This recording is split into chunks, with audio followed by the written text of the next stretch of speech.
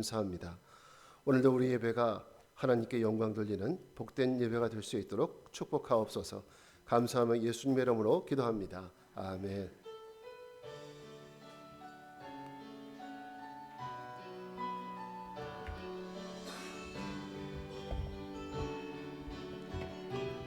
오늘 숨을 쉬는 것, 오늘 숨을 쉬는 것 감사.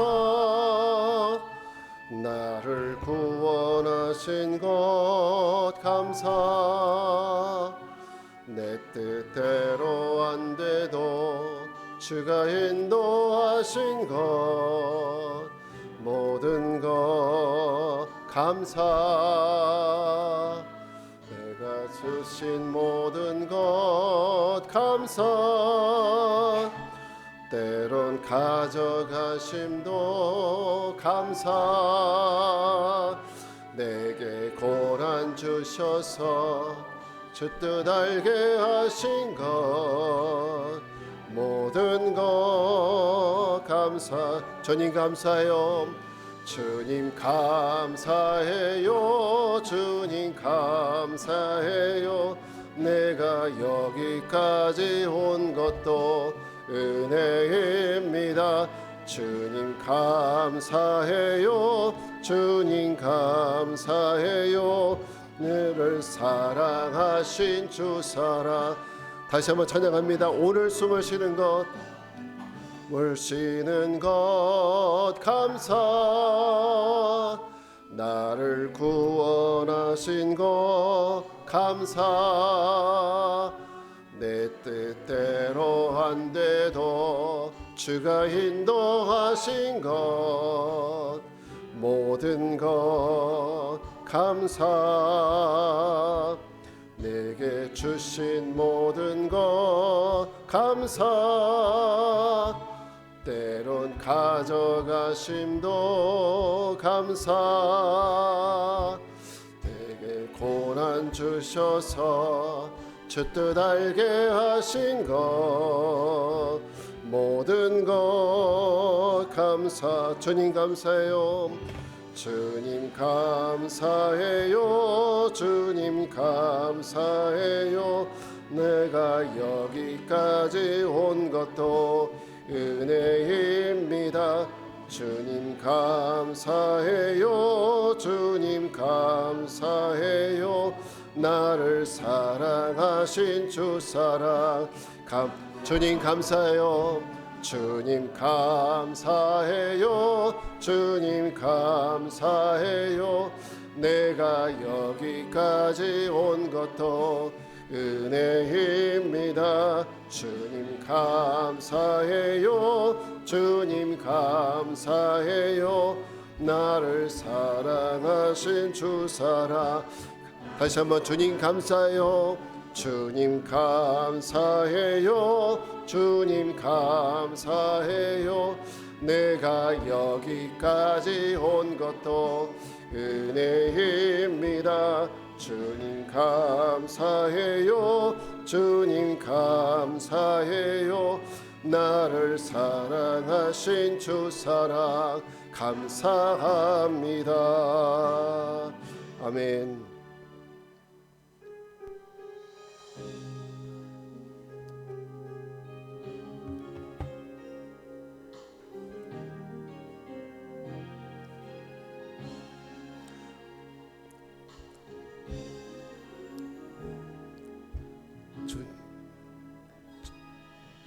주님, 제 마음이 너무 둔해서 주님을 볼 수 없습니다. 이 땅에 속하여 이 땅만 보다가 주님 손을 놓쳤습니다.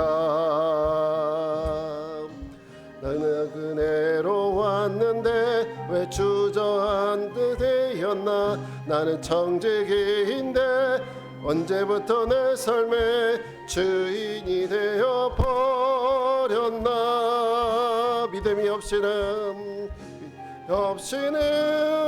기쁘시게 못하나니 고된 수고로 헛될 뿐이라 믿음이 없어서 무너진 삶의 모든 자리에 다시 주님을 기다려 믿음이 없이는 기쁘시기 못하나니 주를 찾는 자 반드시 만나리. 믿음이 없어서 무너진 삶의 모든 자리에 다시 주님을 기다립니다. 아멘. 이번에 조용한 기도 들으심으로 예배 시작합니다.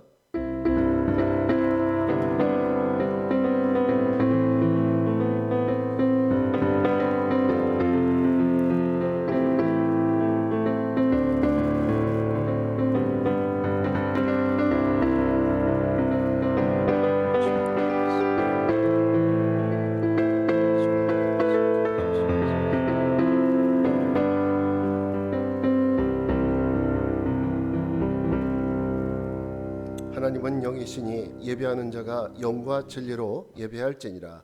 아멘. 자리에서 일어나셔서 찬송 23장 같이 부르겠습니다.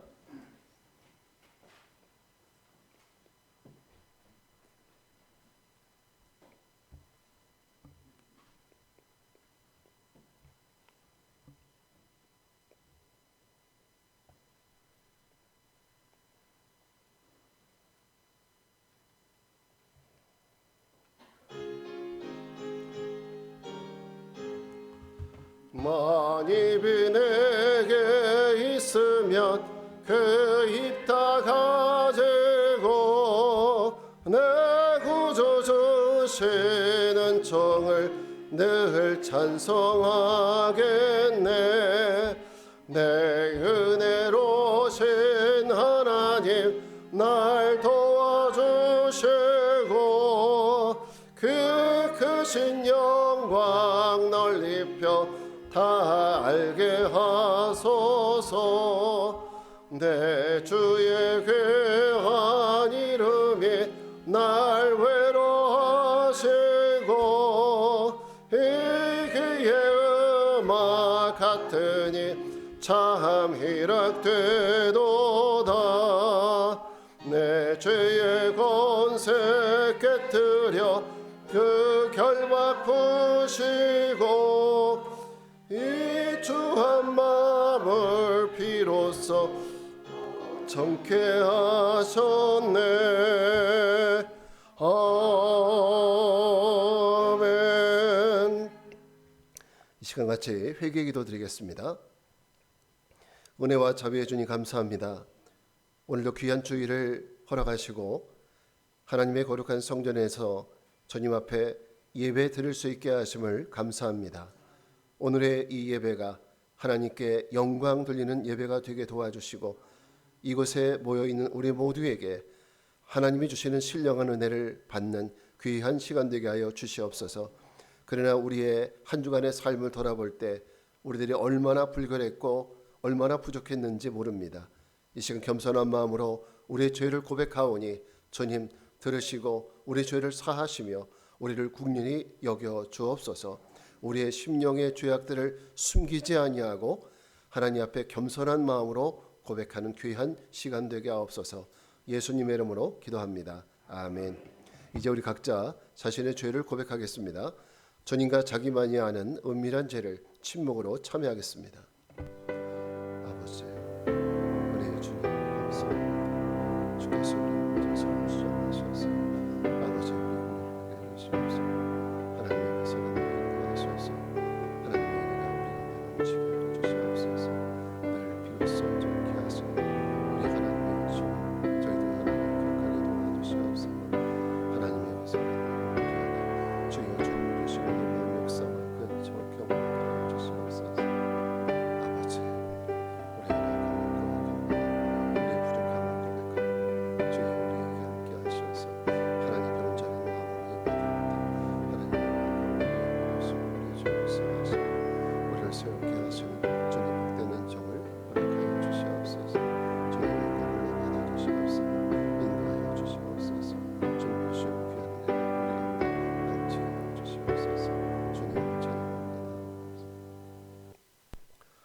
이제 겸손한 마음으로 자신의 죄를 고백하는 이들에게 주시는 하나님의 위로의 말씀을 들으시기 바랍니다. 만일 우리가 우리 죄를 자백하면 그는 미쁘시고 의로우사 우리 죄를 사하시며 우리를 모든 불의에서 깨끗하게 하실 것이요. 아멘.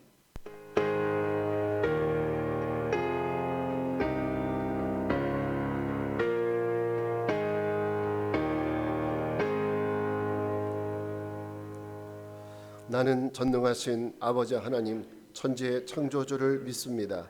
나는 그의 유일하신 아들 우리 주 예수 그리스도를 믿습니다.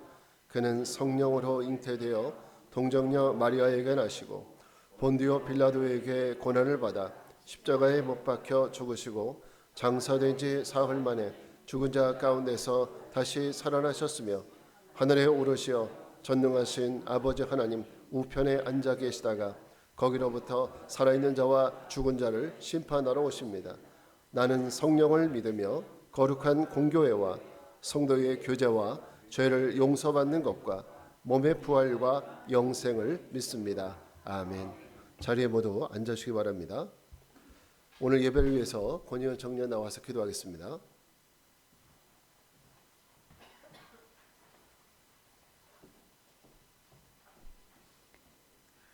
주님, 지난 한 주간도 우리와 함께 해주셔서 건강한 모습으로 만나 예배하게 하심에 감사드립니다. 한 주간을 돌아보며 알게 모르게 지은 죄가 있다면 이 시간을 회개하게 하시고 우리의 부족함을 인정하며 주님이 주신 지혜로 살아가게 해주세요.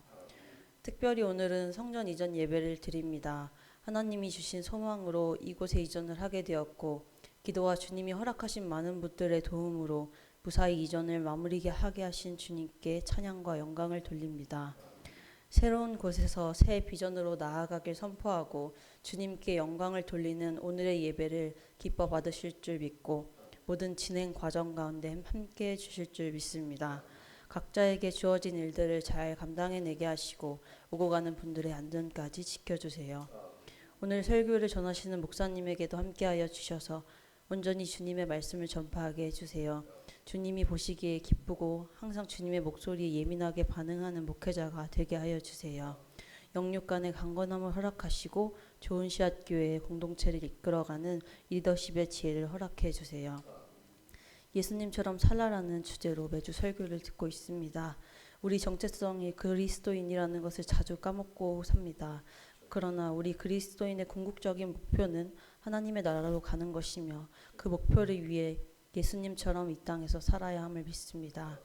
나를 통해 내가 아닌 주님이 드러나는 삶을 살게 해주시고 죽기까지 주님께 순종하셨던 예수님과 같이 우리의 삶의 모든 순간에서 주님의 말씀에 귀 기울이고 가라고 하시는 그 길로 나아가길 기도합니다. 어디에 있든 무엇을 하든 주님이 기뻐하실 그곳에 머무르길 기도하며 예수님의 이름으로 기도드립니다.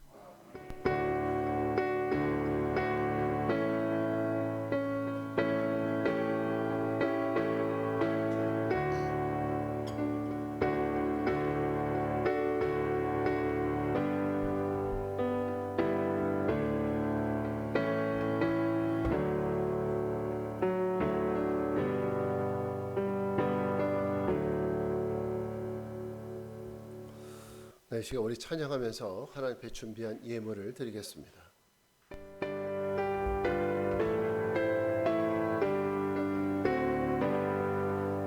나의 생명 들으니 주여 받아주셔서 세상 사람 갈등어 찬송하게 하소서.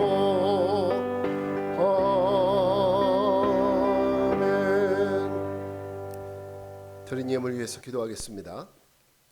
하나님, 모든 것이 하나님의 은혜임을 고백합니다. 우리가 살아가는 모든 순간순간도 하나님의 은혜이고 우리가 살아가는 매일매일이 하나님의 은혜임을 고백합니다. 우리에게 건강 주시고 살아갈 수 있는 환경과 직장과 사업장을 주시고 뿐만 아니라 가정과 또 우리의 주변의 친구들과 이웃들을 주심도 감사합니다. 주님, 우리가 하나님의 은혜 없이는 한순간도 살아갈 수 없는 연약한 존재이며 또 하나님께서 우리를 날마다 분초마다 지키시는 하나님임을 믿음으로 고백합니다. 주님, 우리가 그 은혜에 감사하여서 오늘도 우리가 예배하며 하나님께 귀한 물질을 드립니다. 우리의 11조와 우리의 감사 헌금과 그리고 우리의 주일 헌금을 받아 주옵소서. 특별히 하나님 앞에 여러 가지 모양으로 감사하며 하나님 자기만의 감사를 드리는 이들도 있사오니 주께서 그 모든 감사도 받아주시고 하나님의 영광 받아주시기를 원합니다. 성도들의 가정과 사업장을 지켜주시고 또 저들이 하는 모든 일들, 저들의 손으로 하는 모든 일들이 하나님께서 복주시어서 잘되게 하시고 형통케 하시는 은혜가 있게 하옵소서. 먼저는 믿음의 은혜 주시고 또 삶의 또 육신의 은혜도 하나님께서 허락하여 주시옵소서. 우리들의 자녀들이 더욱더 잘되게 하시고 세상 어디에 있든지 주님을 늘 기억하는 삶을 살게 하옵소서. 감사합니다. 모든 것을 주님께 영광 돌리며 예수님의 이름으로 기도하옵나이다. 아멘.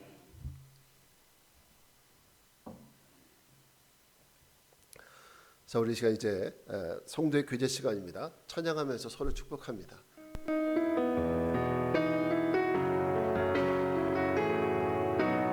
은혜의 주님이 은혜의 주님이 당신을 축복하고 사랑의 주님이 함께 하시네. 은혜의 주님이 당신을 축복하고 사랑의 주님이 함께 하시네.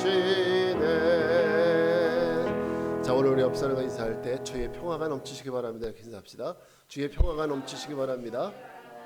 네, 감사합니다. 자, 교회 소식 전해드리겠습니다. 오늘 저희 가족들 이렇게 방문해서 예배드리게 됐습니다. 우리 환영한다고 박수 한번 해주시겠습니다. 감사합니다. 자, 오늘 예배 참석하신 분들을 주님의 이름으로 환영하고 축복하고 저희가 이제 9월 달부터 이제 소그룹 모임을 저희가 가지려고 하는데 조금 더 우리가 좀 완성도 있게 만들기 위해서 아마 이경희 권사님하고 저희가 시간을 좀 더 갖고 그리고 구체적으로 다시 공지를 해서 이 모임을 다시 시작하도록 하겠습니다. 자, 그리고 4주 동안 앞으로 4주 동안 오늘까지 우리가 이제 교회 비전에 대해서 우리가 예수님 삶 살라 교회 비전에 대해서 말씀을 듣고 다음 주부터는 교회가 무엇이냐, 교회에 대해서 4주 동안 또 말씀을 나누도록 하겠습니다. 그리고 오늘 오후 3시에는 은평 동지방의 주관으로 교회 이전 예배가 드려집니다. 여러분 많이 도와주시고 그리고 또 같은 맡은 위치에서 잘 이렇게 역할을 해주시면 고맙겠습니다. 자, 그리고 저는 이번 주에 또 서울연회 목회 코칭 세미나가 이틀간 있어서 다녀오려고 합니다. 기도해 주시기 바랍니다. 자, 우리 이제 찬송 338장 같이 부르겠습니다.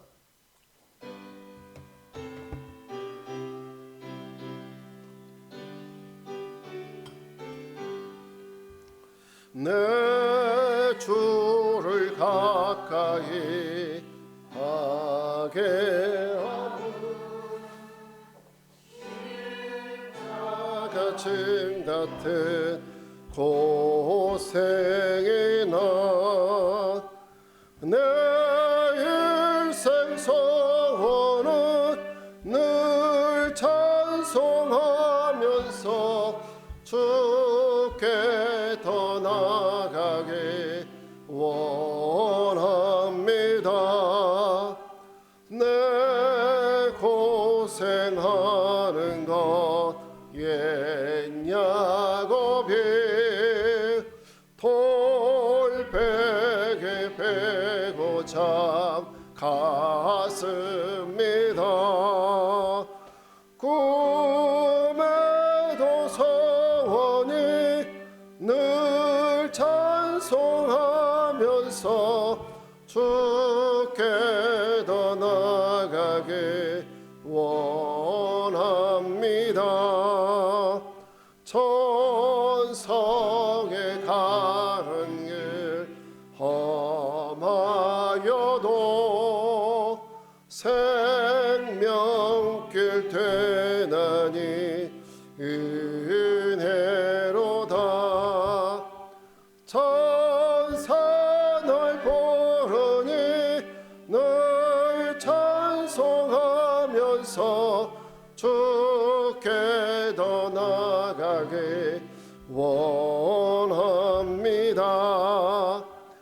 야곱이 잠 깨어 일어나노 돌다를 쌓은 것 본받아서 숨질 때 되도록 늘 찬송하면서 주께 더 나가길 원합니다.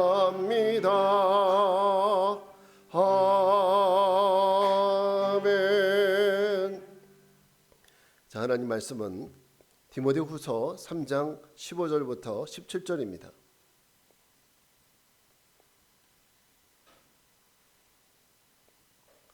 디모데후서 3장 15절부터 17절.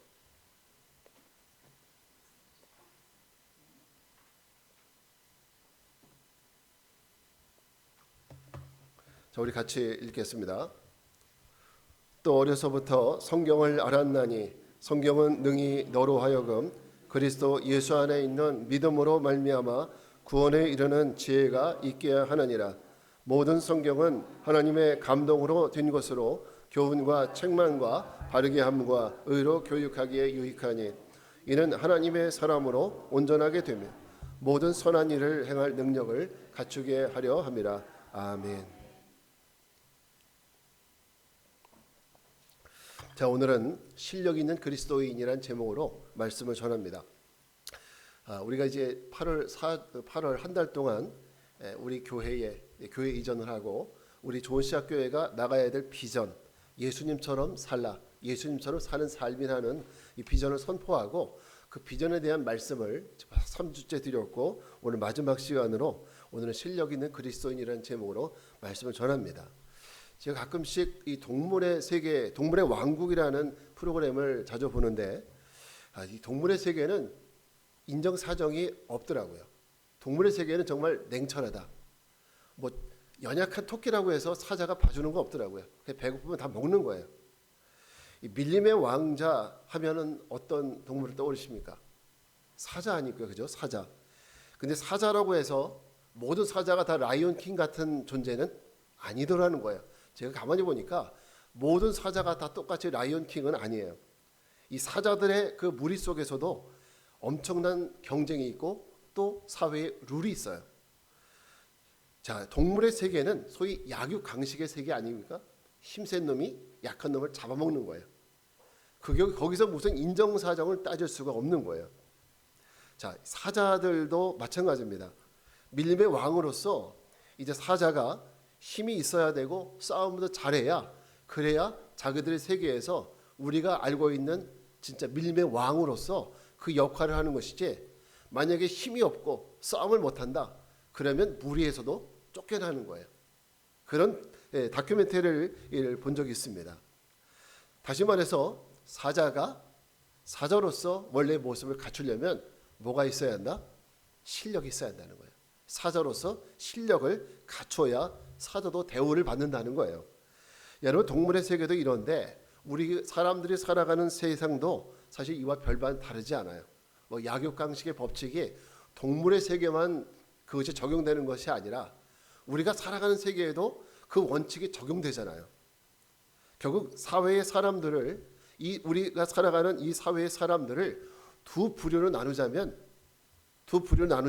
냉정하지만 이렇게 나눌 수 있습니다. 실력을 갖춘 사람과 실력을 갖추지 못한 사람, 이 두 부류로 나눠볼 수 있어요.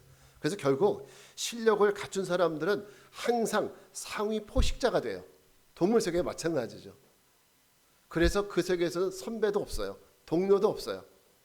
실력을 갖춘 사람은 높이 올라가는 거예요. 그 실력을 갖추지 못한 사람은 어때요? 실력을 갖추지 못한 사람들은 실력을 갖춘 자에게 점점 밀려나서 이제 저 변두리로, 이게 바로 우리 사회입니다. 또 동물의 법칙과도 마찬가지죠. 자, 저는 이런 약육강식의 동물의 세계 같은 인간 사회가 이것이 옳다라고 말씀드리는 것이 아니에요. 단지 이것이 하나님이 어쨌든 동물의 세계에 주신 하나님의 법칙이에요. 이것도 하나님께서 동물의 세계에 주시는 법칙이고요. 또 이 사회에 주신 법칙이에요. 그래서 실력을 갖춘다는 것은 결국은 생존과 연결이 되는 겁니다. 동물도 마찬가지잖아요. 실력이 없으면 죽는 거예요. 근데 이 사회도 마찬가지더라고요. 실력이 없으면 결국은 생존의 위협을 받는 것이 오늘 우리들의 삶입니다. 여러분, 그리스도인들이 그 세상에서 살아가려면 우리가 뭘 갖춰야 되느냐? 우리도 실력을 갖춰야 돼요. 실력을. 이 세상을 살아갈 수 있는 실력. 그리고 우리가 이 땅 가운데서 영적인 싸움에서 승리할 수 있는 실력을 갖추는 것이 중요합니다. 사도 바울은 그리스도인의 싸움에 대해서 이렇게 얘기했습니다. 에베소서 6장 11절부터 12절인데 같이 한번 읽어보겠습니다. 마귀의 간계를 능히 대적하기 위하여 하나님의 전신갑주를 입으라. 우리의 시험은 혈과 육을 상대하는 것이 아니요 통치자들과 권세자들과 이 어둠의 세상 주관자들과 하늘에 있는 악의 영들을 상대함이라. 아멘. 여러분, 우리가 예수님처럼 산다라는 것은 우리가 예수님처럼 순하고 부드럽게만 살아가는 거 아니에요. 이 땅 가운데 살아갈 수 있는 실력도 갖춰야 되는 거예요. 우리가 어쨌든 예수님께서 제자를 세상에 파송하시면서 뭐라고 했습니까? 내가 너희를 세상에 보내미 양을 어떻게 보내는 거였다? 이리 가운데 보내는 것과 같다고 그랬어요. 그러니까 이 세상이 그리스도인들이 살아가기에 그렇게 녹록한 세상이 아니라는 거예요. 그럼 이런 세상 가운데 우리가 그리스도인들로 살아가려면 뭐를 갖춰야 한다? 실력을 갖춰야 한다는 거예요. 그리스도인들도 실력이 필요한다는 겁니다. 자, 우리는 이 땅 가운데서 마귀의 영적 싸움을 싸워야 합니다. 승리해야 하는 거예요. 우리가 이 세상을 떠나는 순간까지 이 싸움은 영원히 끝이 나지 않을 거예요. 영적인 싸움은 우리 매 순간순간마다 싸워야 되지만 우리가 이 땅을 떠나는 순간까지도 마귀는 끝까지 우리에게 싸움을 걸어올 거예요. 미혹하고 유혹할 겁니다. 근데 이 모든 싸움의 판정이 언제 이루어지느냐? 바로 예수님이 이 땅에 오실 때 그 판정이 이루어지는 거예요. 너 암흑의 그리스도인 승리, 암흑의 그리스도인 패배. 그 판결이 말이죠. 예수님이 다시 오실 때 이 판결이 이루어진다는 거예요. 그래서 매 순간 이 영적인 싸움에서 우리가 승리하는 것이 필요한데 그러려면 우리가 뭘 갖춰야 돼요? 실력을 갖춰야 된다는 거예요. 실력. 이겨 승리할 수 있는 실력. 예수님이 광야에서 3번씩이나 마귀의 시험을 받았음에도 불구하고 조금 더 흔들림이 없었던 것은 예수님의 마음이 순해서 그러신 거예요. 예수님은 이미 마귀를 누를 만한 실력을 갖추신 분이에요. 그죠? 실력을 갖추신 분이라고요. 그러니까 아무리 마귀가 유혹해도 꼼짝하지 않으시는 거예요. 말씀으로 다 물리치잖아요. 이거 예수님 하셨으니까 나도 할 수 있다? 아닙니다. 우리도 실력 갖추지 않으면 절대 어림없는 일입니다. 우리도 예수님처럼 어떤 사단의 괴계에도 무너지지 않고 마귀의 권세를 누르고 승리할 수 있는 실력을 갖추는 것이 예수님처럼 살아가는 우리에게 굉장히 필요한 무기다. 꼭 기억하시기 바랍니다. 예수님처럼 교회 안에서는 가능해요. 교회 안에서는 우리가 순하고 부드럽게 살아도 괜찮아요. 저 세상에서는 그렇게 가지고는 안 된다는 거죠. 그럼 여러분, 마귀와의 영적 싸움에서 우리가 어떤 실력을 갖춰야 우리가 승리할 수 있을까요? 첫째는 말씀에 대한 실력을 갖춰야 돼요. 말씀에 대한 실력. 자, 한번 15절 말씀을 같이 읽겠습니다. 시작. 또 어려서부터 성경을 알았나니 성경은 능히 너로 하여금 그리스도 예수 안에 있는 믿음으로 말미암아 구원에 이르는 지혜가 있게 하느니라. 아멘. 여러분, 요즘에는 스마트폰이 대세죠. 요즘에 옛날 폴더폰 가지신 분 없으시죠? 다 저희 80 넘으신 저희 어머니도 스마트폰이세요. 근데 저희 어머니 스마트폰 사용하시는 거 보면 잘 사용하세요. 1번을 꾹 누르면 작은 아들, 2번 꾹 누르면 큰 딸, 3번 꾹 누르면 작은 딸. 이렇게 사용하셔요. 예. 예. 그 제가 1번 맞아요. 예. 큰 작은 아들 1번이에요. 예. 예. 예. 그런데 보세요. 차라리 저런 분들에게는 옛날 전화가 더 익숙해요. 막 까만 전화기 있죠. 막 돌려가지고 교환 28번 바꿔주세요. 이게 세상 편한 거예요. 이런 방법이. 스마트폰, 우리는 편하다고 스마트폰이지 너무너무 어려운 겁니다. 근데 우리 젊은 사람들 중에서도요, 우리 같은 사람 중에서도 스마트폰을 100% 활용하시는 분 계세요? 아마 저도요. 저는 한 20%나 사용할까 싶을 정도예요. 저희들 많이 사용하는 거 보통 그런 거죠. 전화 많이 사용하고, 그다음에 인터넷 잠깐 보고, 그다음에 뭐 카톡 많이 하고. 그런가 하면 뭐 사진 찍고 카메라 사진 많이 찍고 유튜브 좀 보고 요 정도지 더 이상 하는 게 없어요. 더 이상 쓰는 게 없어요. 근데 요즘에 유튜브에 보게 되면 이런 사람들이 있어요. 스마트폰 이런 기능 아십니까? 하면서 쭉쭉쭉 얘기하는 분들이 있는데 처음 들어본 얘기를 해요. 저도 한 번도 들어본 적이 없는 그런 얘기를 하는데 야 어떻게 저 사람은 저런 걸 알 수 있었을까 이런 생각이 들 정도입니다. 그럼 여러분 그 사람들과 우리의 차이가 뭐냐? 여러분 혹시 스마트폰을 사고 같이 주는 매뉴얼 있죠? 그거 한번 다 읽어보신 분 계세요? 한번 손 들어보세요. 그 한 페이지라도 읽어보신 분 계세요? 한 페이지도 안 읽어봐요. 우리는 이렇게 교만해요. 딱 기계만 보면 이미 다 사용할 줄 알죠. 우리는 이렇습니다. 근데 근데 이 사람들은 유튜버들은요 그 기능을 매뉴얼들을 다 꼼꼼히 읽어요.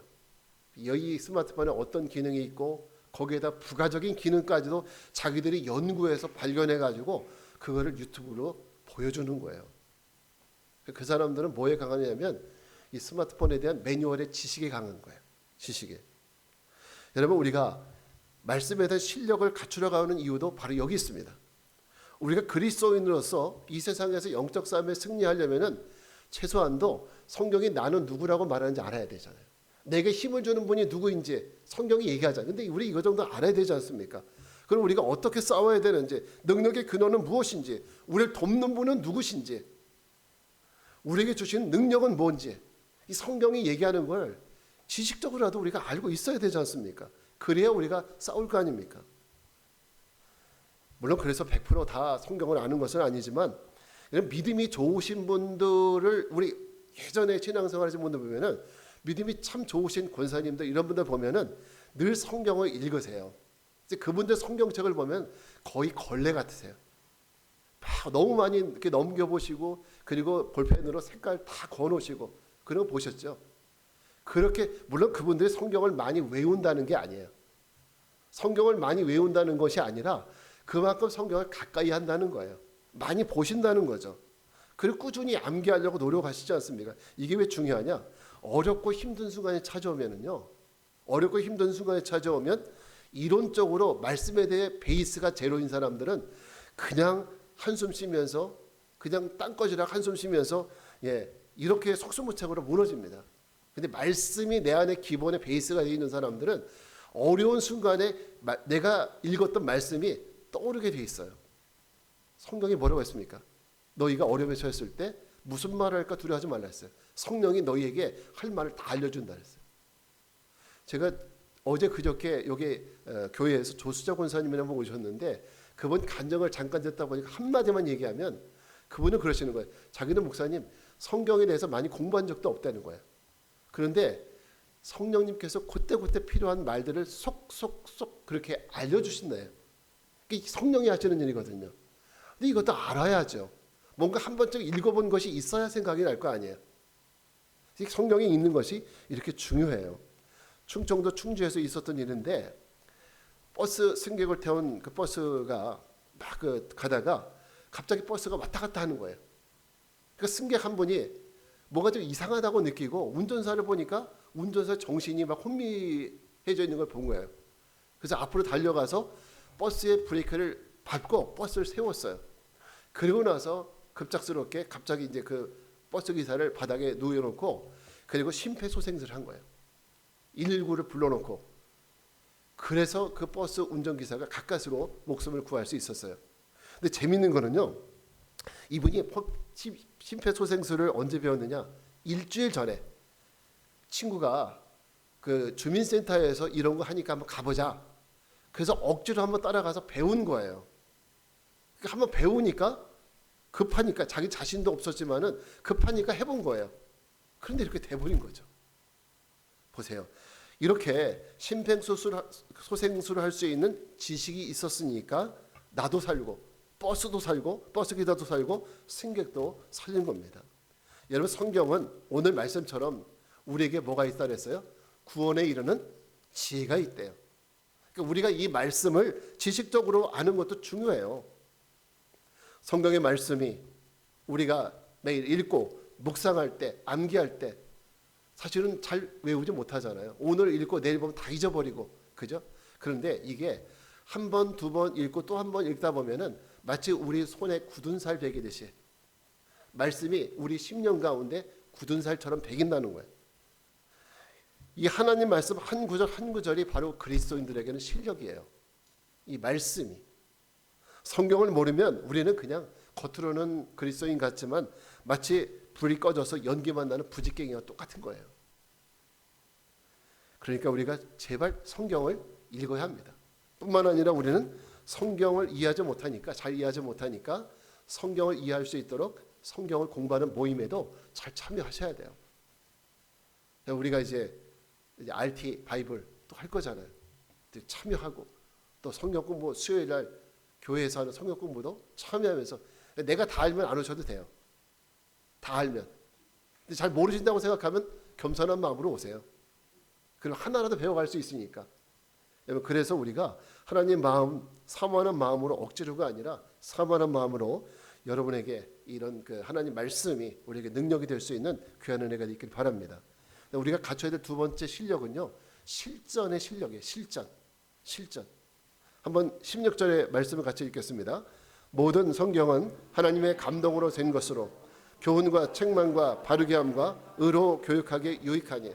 자 보세요. 앞에서 심폐소생술을 행했던 그분의 말씀을 드렸는데 일주일 만에 버스 기사를 구한 승객의 이야기 정말 대단하지 않아요? 몇 번 물론 훈련을 했겠지만 실제적으로 그 상황 앞에서 실제적으로 심폐소생술을 한다는 게 그게 쉽겠냐고요. 그죠? 어쨌든 그런 상황이 되었을 때 일주일 전에 배운 심폐소생술에 대해서 그 지식이 어때요? 실전으로 사용되었다는 거죠. 그 지식이 실전으로 사용되니까 결국 사람을 살리는 귀한 역사를 이뤘다는 겁니다. 여러분 아무리 운전면허를 따도 바로 운전을 할 수 있는 사람은 많지 않아요. 그래서 운전을 하려면 도로 연수를 하고 훈련을 한 다음에 그러면 이제 운전이 익숙해지면 도로에 나가서 이제 운전을 하는 거죠. 근데 만약에 운전하는 것이 너무너무 무서워서 면허증을 땄음에도 불구하고 운전을 안 해요.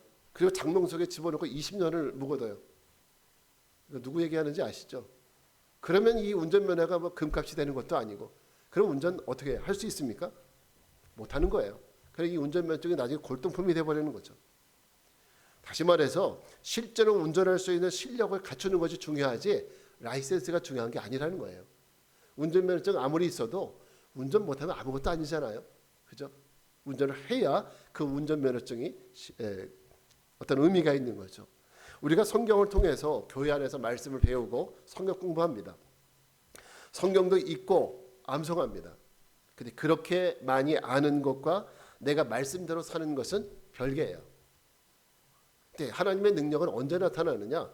내가 말씀을 지식적으로 아는 데서보다는 그 말씀을 가지고 내가 살아낼 때, 삶에 적용할 때, 그때 하나님의 능력이 나타나는 거예요. 하나님 말씀은 마찬가지로 돈이 나한테 뭐 100만 원이 있든 1000만 원이 있든 안 쓰면 그게 종이짝이지 뭐예요. 써야 그것이 값어치가 있는 거죠. 하나님 말씀도 그래요. 내가 지식적으로 알고 있을 때는 나에게 별로 그렇게 큰 유익은 없어요. 물론 유익이 전혀 없는 건 아니죠. 근데 이 말씀이 진짜 하나님의 능력을 발휘하려면은 말씀대로 적용을 해야 돼요. 그대로 살 때 그때 말씀이 이 말씀이 이런 능력이 있구나라는 것을 우리가 깨닫게 되는 거죠.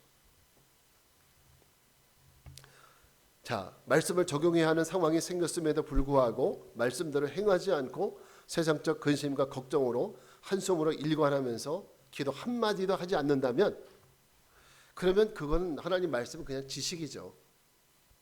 나를 움직이거나 나를 변화시키지 못하는 이런 말씀, 그 능력이 없는 말씀이잖아요. 근데 하나님 말씀은 능력이 있대요, 없대요? 있대요. 좌우에 날선 검과 같이 그죠? 우리의 혼과 골수를 쪼개고 남는다고 그러잖아요. 그 능력이 있는 말씀인데 왜 우리한테 능력이 안 나타날까? 하나님 말씀이 능력이 없어서요? 그게 아니라 우리가 그 말씀을 적용하지 못한다는 거예요. 그 상황이 생겼을 때 말씀을 적용해야 되는 상황에서 말씀을 적용하지 않으니까 불이 났어요. 그 소화기를 갖다 꺼야 되는데 소화기를 안 사용하고 그냥 입으로 후후 불면 꺼집니까? 그게 사용해야죠. 하나님 말씀은 도구예요. 써야 돼요. 믿음의 위대한 선조들을 보면 공통적인 특징이 있어요. 아브라함도 그렇고 모세도 그렇고 다윗도 마찬가지입니다. 자기의 삶에 말씀을 적용하는 능력이 뛰어났다는 거예요. 그들 모두 공통점은요. 여러분 시편 51편 17절 말씀 같이 한번 읽어볼게요. 시작. 하나님께서 구하시는 제사는 상한 심령이라. 하나님이여 상하고 통회하는 마음을 주께서 멸시하지 아니하시리이다. 다윗은요 정말 뛰어난 믿음의 사람이라는 것이, 다윗은 하나님 말씀을 적용할 줄 아는 사람이었어요. 저렇게. 자, 이 얘기가 어떤 얘기입니까? 다윗이 자기의 부하 우리아의 아내를 범했잖아요. 밧세바를 범한 후에 그 벌로 아들을 낳았는데 그 아들이 어떻게 됐어요? 죽음을 당했잖아요. 하나님이 죽이셨잖아요. 그럴 때 다윗은 우리 같으면 어떻게 했습니까? 아, 하나님 믿어도 별 소용이 없네. 어떻게 이럴 수가 있나? 우리 같으면 이랬겠죠. 근데 다윗은 어떻게 했습니까? 즉각적으로 자기의 죄를 깨닫잖아요. 그러면서 그럼 이럴 때 어떻게 해야 되지? 이런 시점에 어떻게 해야 되지? 하나님은 통회하는 마음을 가지고 나오는 이들을 멸시하지 않는 분이구나. 이걸 알았어요. 그러니까 밤새도록 침상을 적시면서 회개하는 거예요. 이게 실력이에요. 이게 믿는 자들의 실력이라고요. 내가 아니까 사실 이런 상황이 경황이 없는 상황이에요. 그럼에도 불구하고 하나님 말씀이 그러니까 그 말씀을 내가 실천하고 적용을 하는 거예요. 이렇게 실천할 수 있는 사람이 능력 있는 사람이라니까요. 다윗이 사울에게 쫓겨다닐 때 한 번은 동굴 속에서 사울이 누워 자는 걸 발견했어요. 그러면 다윗의 입장에서는 저 원수 같은 사울 내가 단칼에 정죄하리라 하면서 죽일 수도 있었겠죠. 근데 다윗으로 하여금 죽이지 못하게 했던 것이 뭐였습니까? 하나님 말씀이었어요. 하나님의 기름 부으심을 받는 자를 죽이는 것을 하나님이 원치 않으신다는 바로 이 부분에 대해서 다윗이 마음의 말씀으로 인해서 마음에 찔려서 복수하는 마음을 접고 그리고 살려주잖아요. 원수를 용서하지 않습니까? 이렇게 하나님 말씀을 적용하는 것이 결국 그 사람의 실력이에요. 이게 능력이라고요. 여러분 이렇게 말씀을 내 삶에 적용하는 것이 진짜 실력입니다. 적용할 수 있는 것이 실력이에요. 여러분의 삶에도 내가 너무 어렵고 너무 힘든 순간이 찾아왔어요. 근데 우리가 그 자리에 앉아서 그냥 펑펑 울면서 우리가 뭐 어쩔 줄 모르 그럴 수 있죠. 경황이 없으니까. 그래서 내가 어려운 일 당하면 가족 중에 뭐 어떤 어려운 일 당하면은 경황이 없으니까 눈물 먼저 나오죠. 그러면서 어떤 놈이 하면서 또 이렇게 할 수도 있죠. 근데 그렇게 할 것이 아니라 믿는 사람이라면 거기서 한 걸음 더 나가서 하나님의 어떤 메시지가 있을까? 그걸 살피면서 우리가 하나님 말씀대로 어떤 적용을 할 수 있을지를 고백하면서 이거는 내가 회개해야 될 문제구나. 아니면 내가 이거는 하나님 앞에 헌신해야 될 문제구나. 이 말씀을 통해서 우리가 깨닫고 그리고 적용하는 거예요. 그게 바로 믿는 사람들의 실력이라니까요. 내가 누구를 속일 수도 있고 또 그럼 내게 큰 이득이 생길 수도 있습니다. 우리가 세상에서도 누굴 속이면 큰 이득을 생길 수 있죠. 그런데 하나님 말씀이 떠올라서 하나님이 원치 않는 일이라는 것이 깨달아져서 속이지 않고 사기치지 않는 것, 이것도 우리가 실력입니다. 하나님 말씀이 나를 멈추게 했잖아요. 그것도 우리가 실력이에요. 여러분이 세상에서 실력 있는 그리스도인으로 살아가기를 바랍니다. 여러분이 거하시는 모든 장소에서 말씀을 적용하며 설 수 있는 실력자, 능력자가 되어서 우리를 미혹하고 우리를 마음을 무너뜨리는 이 악한 사단의 권세를 누르고 승리하는 우리 모두가 되길 바랍니다. 마지막 우리가 갖춰야 될 세 번째 실력은 선한 일에 대한 실력이에요. 선한 일에 대한 실력. 자, 17절 말씀 같이 읽겠습니다. 시작. 이는 하나님의 사람으로 온전하게 하며 모든 선한 일을 행할 능력을 갖추게 하려 합니다. 자, 모든 선한 일을 행할 능력. 이걸 오늘 우리말로 바꾸면 선한 일을 행할 수 있는 실력. 이걸 갖추게 한다는 거예요. 뭐가? 말씀이. 이런 바울이 다른 동력자에게는 이런 표현을 쓴 적이 없는데 오로지 디모데에게만 쓴 하나의 유일한 표현이 뭐냐? 하나님의 사람아라는 표현이에요. 하나님의 사람아. 여러분 이 하나님의 사람아라는 이 호칭을 들었을 때 마음이 어때요? 저는 굉장히 마음이 두근두근 하더라고요. 마치 예쁜 여자가 저를 부르는 것처럼. 죄송합니다. 어쨌든 그렇게 마음이 설레는 거예요. 하나님이 우리를 향해서 하나님의 사람아 라고 이렇게 불러준다면 어떨 것 같아요? 집사님 마음은? 감당할 수 없겠죠. 그 마음. 예, 예. 우리에게 하나님이 이나연 집사 이것도 감사한데 나에게 하나님의 사람아 이렇게 불러준다면 여러분 그걸 우리가 받는 감동은 이건 뭐 대단하죠.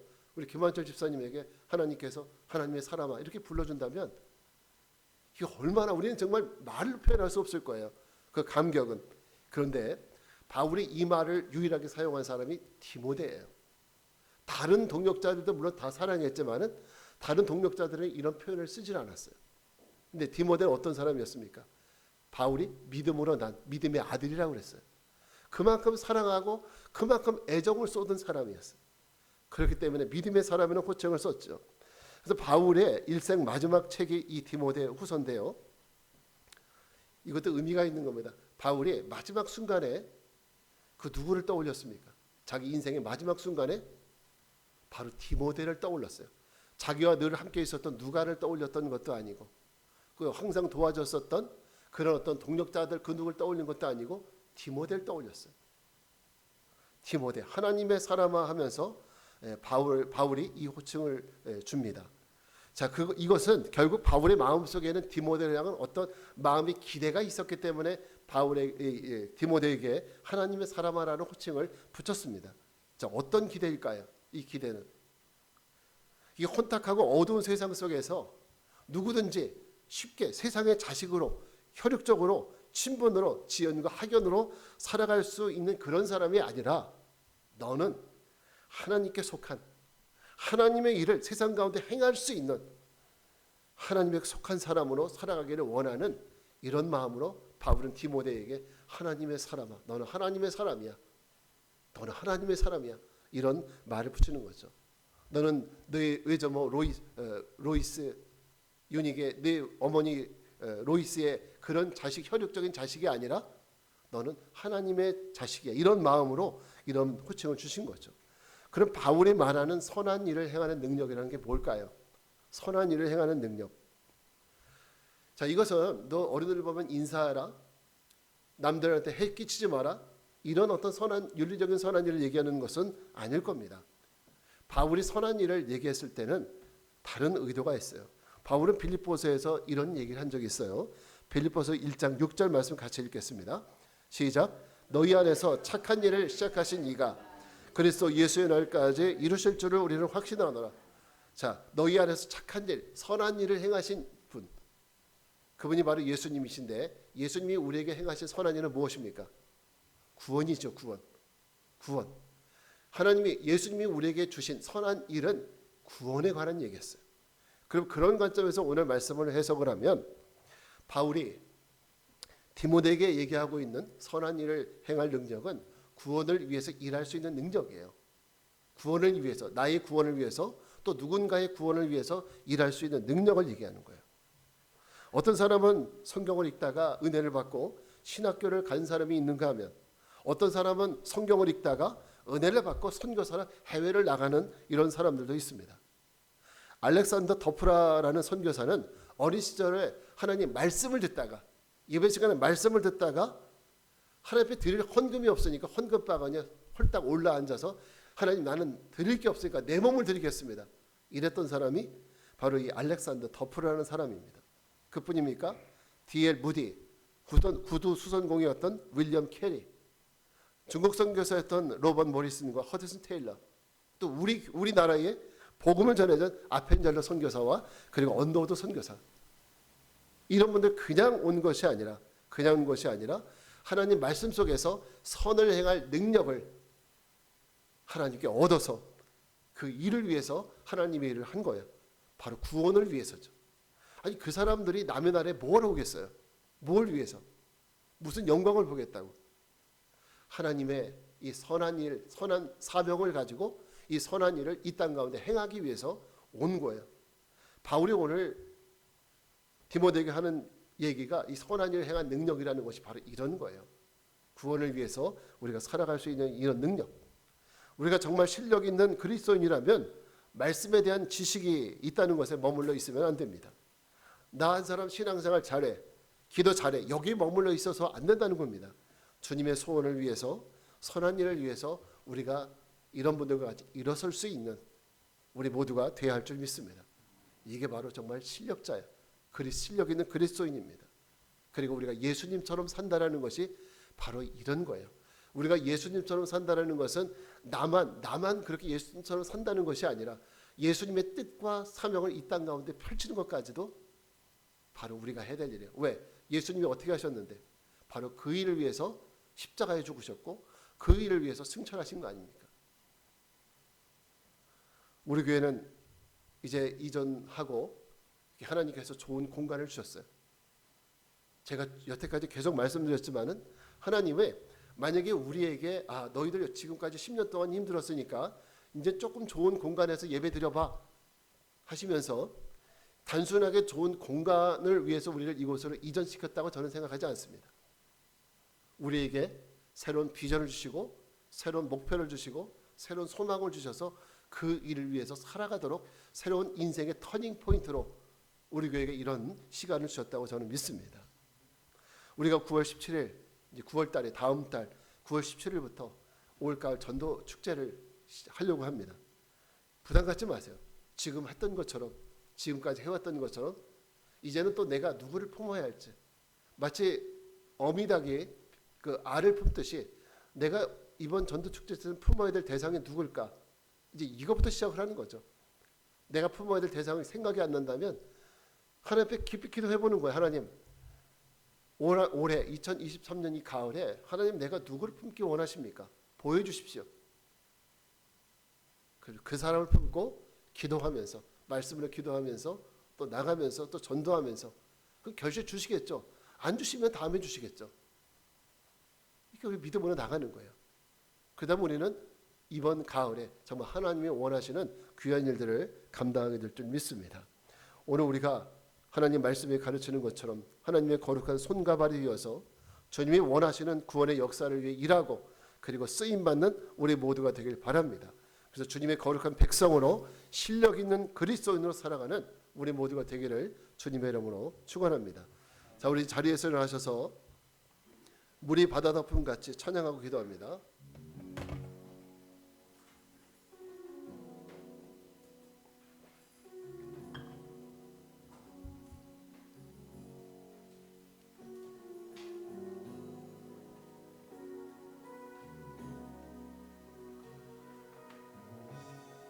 세상 모든 민족이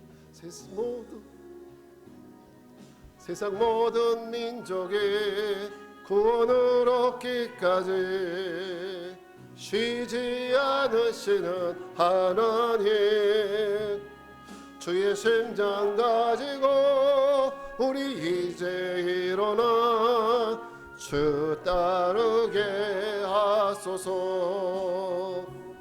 세상 모든 육체가 주의 영광 보도록 우리를 부르시는 하나님 주의 손과 발 되어 세상을 제어하며 주 섬기게 물이 바다 덮음같이 물이 바다 덮음같이 여호와의 영광을 인정하는 것에 온 세상 가득하리라. 물이 바다 덮음같이 물이 바다 덮음같이 물이 바다 덮음같이 보리라 그날에 보리라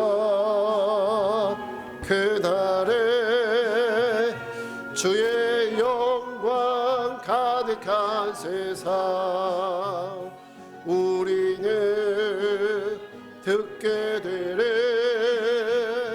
온 세상 가득한 승리의 함성 물이 바다 덮음같이 물이 바다 덮음같이 여호와의 영광을 인정하는 것에 온 세상 가득하리라. 물이 바다 덮음같이 물이 바다 덮음같이 물이 바다 덮음같이. 자, 우리 같이 기도하겠습니다. 그렇습니다. 3%의 소금이 온 바다를 짜게 만든다고 했습니다. 점점 죄로 어두워져가는 이 세상에서 우리가 실력 있는 그리스도인으로 살아간다면 소수의 그리스도인들이 이 세상을 밝게 할 줄 믿습니다. 자, 우리 함께 기도할 때 주님, 우리로 하여금 날마다 힘든 상황에 눌려 아무런 능력 없이 눈물만 흘리는 이런 인생이 아니라 말씀해주는 그 능력으로 새로운 힘을 얻어 세상을 이기고 주님의 이름을 온 세상에 증거하는 실력 있는 그리스도인들 되게 해달라고 우리 주님의 이름 한번 부르고 기도하겠습니다. 주여 할렐루야. 거룩하고 자비하신 아버지 하나님, 우리 주님의 은혜와 그 사랑을 감사합니다. 아버지 하나님, 오늘도 우리가 하나님 말씀을 통하여 깨닫습니다. 우리가 이 세상 가운데에서 정말 우리가 세상에 실력 있는 그리스도인으로 살아가야 할 줄 믿습니다. 하나님이여, 하나님 말씀이 우리에게 하나님의 지식이 또 우리에게 능력이 됨을 믿습니다. 우리의 실력이 됨을 믿습니다. 또 아버지, 우리가 이 말씀을 가지고 살아갈 때 우리가 아버지 어떤 생각으로 살아가야 될지 돌아보게 하여 주시옵시고, 또 우리의 삶 속에서 하나님의 역사하심을 누리며 아버지 더 그 은혜 가운데 살아갈 수 있도록 주여 인도하여 주시옵소서. 우리 주께서 함께 하시사 인도하여 주시옵소서. 거룩하신 주님, 오늘 우리의 삶을 주장하옵소서. 세상의 삶에서는 실력을 갖추고 싶어 하는데 그리스도인으로서 우리는 얼마나 실력이 있는 그리스도인인지 돌아보게 됩니다. 주님, 이제부터라도 그 실력의 뿌리인 성경을 통해 차근차근 우리의 실력을 만들고 세상과 맞짱떠 승리할 수 있는 믿음의 실력자들이 되게 하옵소서. 지금은 성부, 성자, 성령 삼일째 하나님의 은혜와 평강이 주님이 주신 말씀의 능력으로 세상을 이길 힘을 갖추어 세상과 맞짱떠 승리하며 살아가기를 소망하고 세상을 향해 나가는 모든 성도들을 위해 이제로부터 영원까지 함께 하옵시기를 간절히 축원하옵나이다. 아멘.